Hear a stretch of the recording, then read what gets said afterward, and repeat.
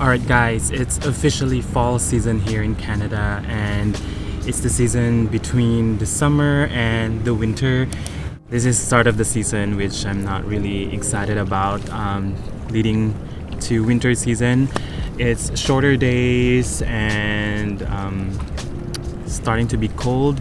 Today it's a bit chilly and windy, but it's a pretty cool afternoon today here in Victoria. It's still not very cold, but it's getting there. Right, so let's get into business. If you're on your way to becoming an international student and want to work part-time, here are a few things you should know to help you get ready for your first Canadian work experience.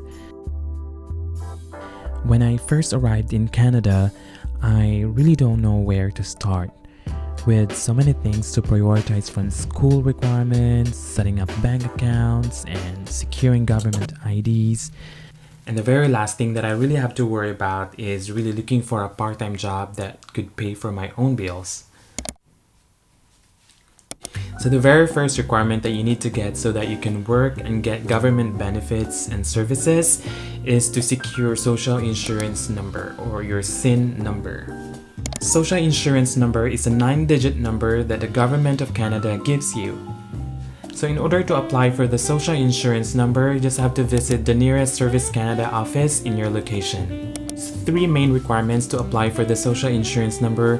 First is your study permit with conditions stating that you're allowed to work on or off campus. And if you don't have this in your study permit, contact IRCC to apply for an amended study permit.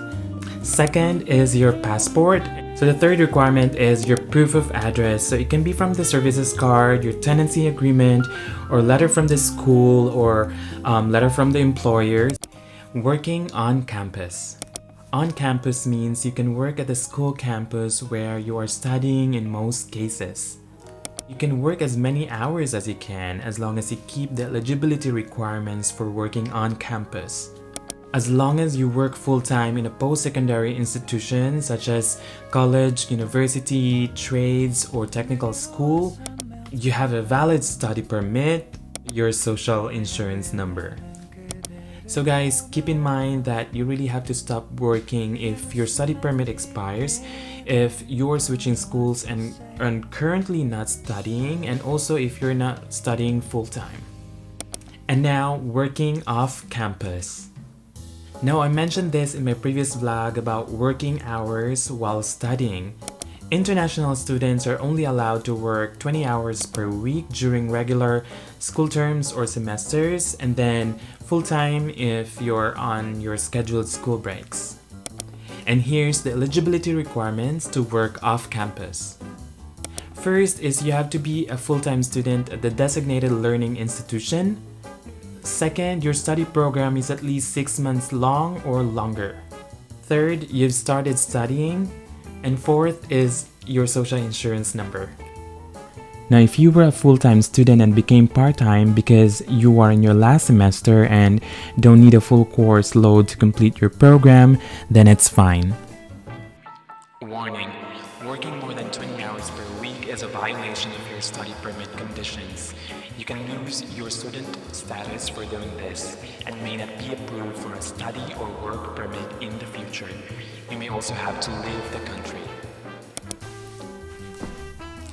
Alright guys, so another things that you have to keep in mind, that you are not allowed to work off campus if your study permit says you aren't authorized to work off campus while you study. You're only enrolled in an English or French as a second language or ESL program. You're only taking general interest courses.